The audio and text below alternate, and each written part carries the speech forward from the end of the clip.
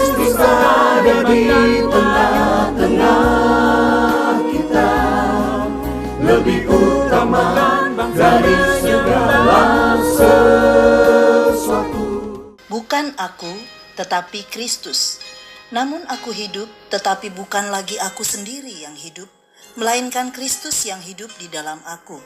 Dan hidupku yang kuhidupi sekarang di dalam daging adalah hidup oleh iman dalam Anak Allah yang telah mengasihi aku dan menyerahkan dirinya untuk aku.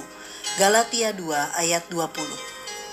Sahabat Iktus yang dikasihi Tuhan, tetapi siapakah seorang Kristen? Saya menjawab, setiap orang yang percaya dalam satu hati bahwa Yesus dari Nazaret adalah Mesias Anak Allah, bertobat atas dosa seseorang dan menaatinya dalam segala hal sesuai dengan ukuran pengetahuan seseorang tentang kehendaknya.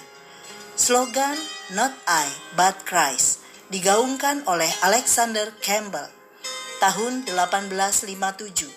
Ketika orang Kristen hanya hidup memenuhi legalitas keagamaan. Apa yang ditulis oleh Paulus di Galatia 2 ayat 19-20 tidak boleh dipahami lepas dari konteksnya. Ini merupakan respon terhadap situasi konkret di tengah-tengah jemaat. Ada gaya hidup tertentu yang tidak sejalan dengan Injil. Kemunafikan adalah salah satunya. Pasal 2 ayat 11-14. Seseorang yang munafik bertindak tidak selaras dengan apa yang dia yakini sebagai kebenaran. Gaya hidup bukan aku, tetapi Kristus seharusnya dimiliki seseorang yang telah percaya dan menerima Yesus dalam hatinya. 1. Bukan aku, ayat 19. Ketika seorang menjadi Kristen sejati, dimulai dari kelahiran barunya, maka ia memiliki gaya hidup bukan aku, yang berarti, pertama, aku telah mati oleh hukum Taurat dan untuk hukum Taurat. Artinya ia mati terhadap semua pengharapan dan keselamatan dengan melakukan cara itu. Ia tidak dapat dibenarkan dengan melakukan hukum Taurat dan tidak mau lagi berada di bawah perhambaannya. Kedua, aku hidup untuk Allah. Namun jauh dari pemikirannya untuk meninggalkan kewajibannya kepada Allah. Sebaliknya, ia mati untuk hukum Taurat supaya ia dapat hidup untuk Allah. Ajaran Injil yang ia pegang bukannya memperlemah kewajiban tugas untuk ia kerjakan, melainkan malah lebih menguatkan dan meneguhkan tugas itu. Itulah sebabnya, walaupun ia telah mati untuk hukum Taurat, namun itu hanyalah supaya ia dapat menjalani hidup baru dan hidup yang lebih baik untuk Allah. Ketiga, aku telah disalibkan dengan Kristus. Ini menunjukkan pada seorang yang telah mengalami operasi salib Kristus di dalam dirinya.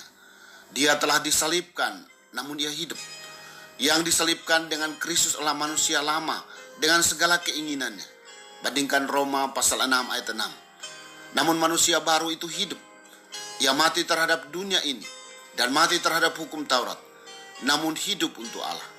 Sikap manusia lama dan manusia baru diuraikan dalam Galatia 5 ayat 19-23. 2. Tetapi Kristus, ayat 20. Setelah seseorang menerima Kristus, maka ia memiliki gaya hidup Kristus. Pertama, Kristus yang hidup di dalam aku. Keadaan seperti ini berasal dari persekutuan rohani dengan Kristus. Ketika Kristus menempati hati seseorang, maka ia memiliki persekutuan yang intim dengannya. Bandingkan Wahyu 3 ayat 20. Selanjutnya, kebersamaannya dengan Kristus membawa ia hidup semakin menyerupai Kristus. Kedua, hidup oleh iman dalam Anak Allah. Walaupun ia hidup di dalam daging, namun ia tidak hidup menurut daging. Perhatikanlah, orang-orang yang memiliki iman yang sejati akan hidup oleh iman itu. Istilah Yunani pistis sebagai kata benda dan pisteo sebagai kata kerja menyampaikan dua aspek, yaitu pertama, kita menaruh kepercayaan kita dalam kepercayaan bahwa Yesus Kristus adalah Tuhan dan Juru Selamat. Dan kedua, kita mempercayai seluruh kebenaran Allah yang terdapat di dalam Alkitab. Ketiga, hidup oleh kasih karunia. Ia hidup dalam menjalankan kasih karunia. Keselamatan yang telah diterimanya oleh iman merupakan pemberian Allah secara cuma-cuma. Karena itu, setelah menerima kasih karunia yang besar melalui pengorbanan Kristus, maka ia hidup dalam ucapan syukur yang besar kepada Allah dari waktu ke waktu. Orang yang hidup dalam kasih karunia mengabdi hanya kepada Kristus dan kehendaknya, bukan sebagai beban, melainkan karena rasa syukurnya. Sahabat Iktus, kehidupan Kristen kita tidak dibangun di atas dasar legalitas keagamaan dengan menjalankan segala peraturan Kristen sebagai beban, melainkan dimulai dari pembaharuan dalam Kristus yang kita alami.